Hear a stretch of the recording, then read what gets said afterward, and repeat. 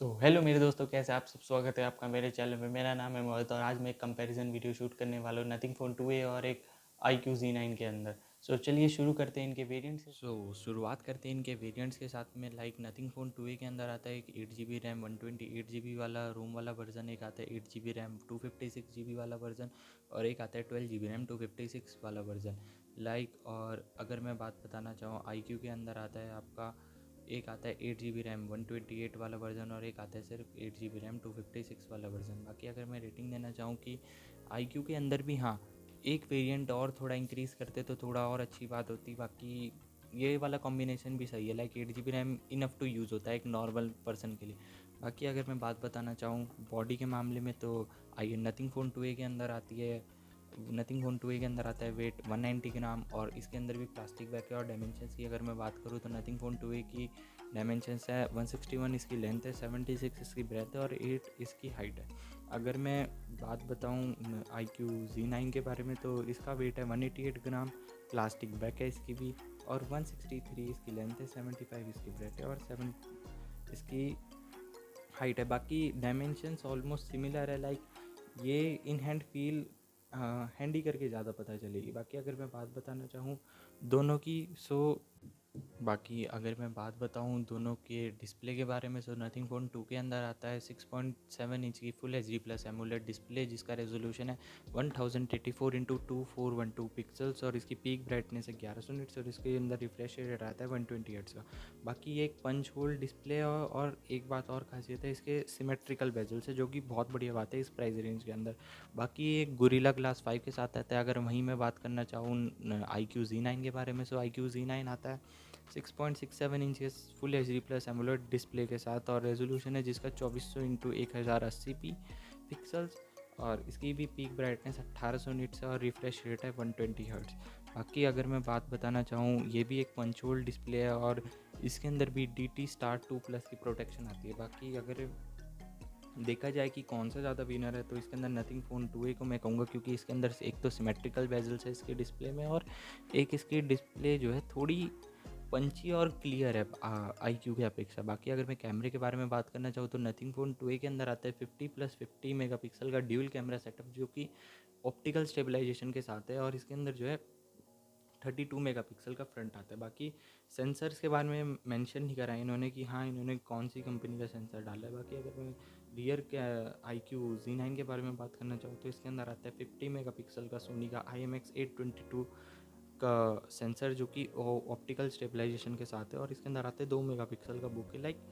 कैमरे के अंदर इसके थोड़ी इंप्रूवमेंट हो जानी चाहिए थी, बट अगर मैं प्राइस के बारे में कंसिडर करना चाहूँ तो हाँ नेगलेक्ट हो सकता है, जैसा कि एक iQOO एक परफॉर्मेंस वाला फ़ोन है। बाकी इसके फ्रंट कैमरे की अगर मैं बात करूँ तो वो आता है 16 मेगापिक्सल का।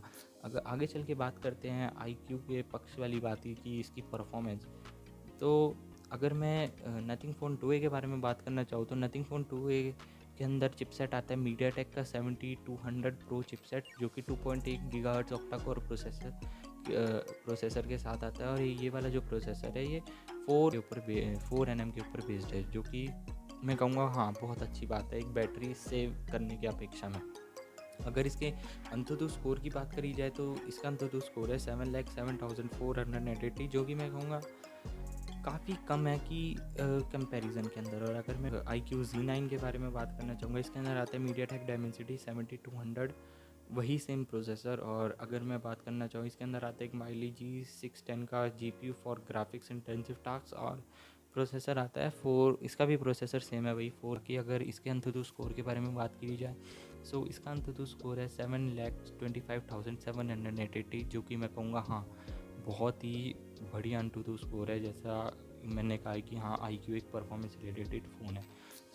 अगर कनेक्टिविटी के बारे में बात करी जाए, तो इसके अंदर है 4G 5G वोल्ट का सपोर्ट और दोनों ही सारे के सारे ऑलमोस्ट हर एक बैंड दे रखा है नथिंग फ़ोन 2A के अंदर 5G की। और इसके अंदर एक और बात है, इसके अंदर NFC का भी सपोर्ट है। बाकी मैं इसके 5G के बैंड्स के बारे में बात बनाना चाहूँ, तो इसके अंदर SN1 N3 N5 N7 N8 N20 N28 N38 N40 N41 N66 N77 और N78 मैं कहूँगा ऑलमोस्ट सारे के सारे बैंड दे रखे हैं। तो कनेक्टिविटी के अंदर तो मेरे को नहीं लगता कि हाँ कोई रियल लाइफ में भी प्रॉब्लम आनी चाहिए। बाकी ये एक हमारा फ़ोन हाइब्रिड सिम स्लॉट के साथ आता है, लाइक 1 नैनो सिम और एक और नैनो सिम। अगर मैं वहीं बात करूँ iQOO Z9 के बारे में, तो इसके अंदर भी 4G 5G दोनों का सपोर्ट है, ब्लूटूथ वर्जन 5.3 है, वाईफाई 6 और NFC का सपोर्ट है जो कि 360 डिग्री है। बाकी इसके 5G के बैंड्स के बारे में बात करना चाहें, इसके 5G के बैंड्स के अंदर है N1 N3 N5 N8 N28B N40 N77 और N78।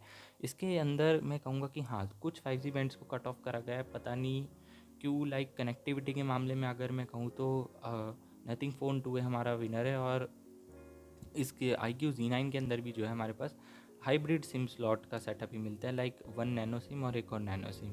बाकी अगर हम बात करें इसके बैटरी के मामले से, तो दोनों के अंदर ही 5000 mAh की बैटरी है, जो कि 45 मिनट नथिंग फ़ोन 2 है उसके वो चार्ज होने में लगता है, 50% 23 मिनट्स के अंदर और 100% 1 घंटे के अंदर। लाइक इसके अंदर चार्जर आते हैं 45 वोट का, और ये वायरलेस चार्जिंग को सपोर्ट नहीं करता। बाकी अगर मैं बात बताना चाहूँ iQOO Z9 के बारे में, तो ये 44 वोट का सुपर फ्लैश चार्ज आता है, जो कि भाई बरसों से वीवो और iQOO यही देते हुए आ रहे हैं। और अगर मैं बात बताना चाहूँ, ये जो है 50% जो है आधे घंटे में चार्ज हो जाता है, और बाकी बचा 50% 1 घंटे के अंदर ऑलमोस्ट फुल चार्ज हो जाता है। बाकी ये कुछ इतना बड़ा एक्सपेक्टेड टाइम नहीं है भाई, लाइक इसके अंदर थोड़ा 50-50 माहौल है, बिकॉज एक चार्जिंग रियल लाइफ के अंदर क्या पता चलती है वो बाद में डिपेंड करता है। और charging is not the main issue कि हाँ कौन सा फ़ोन अगर कोई 10 मिनट लेट भी चार्ज हो जाएगा तो उससे कुछ इतना फ़र्क नहीं पड़ेगा।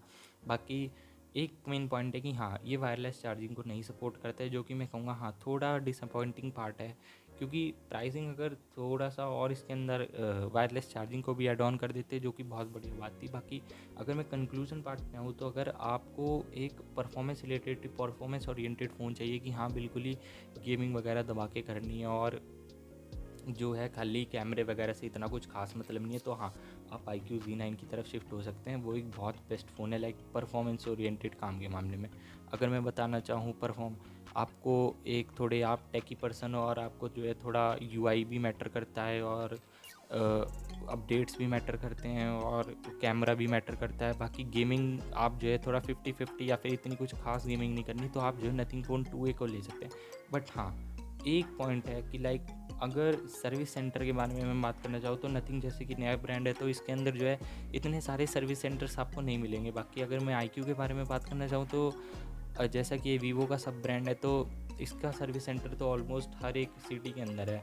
बस एक ये थोड़ा मेन कंसर्न है। बाकी परफॉर्मेंस और इसके मामले में मैंने आपको जस्टिफिकेशन बता ही दिया। बाकी मिलते हैं किसी और वीडियो में कभी ना कभी। Tata bye bye.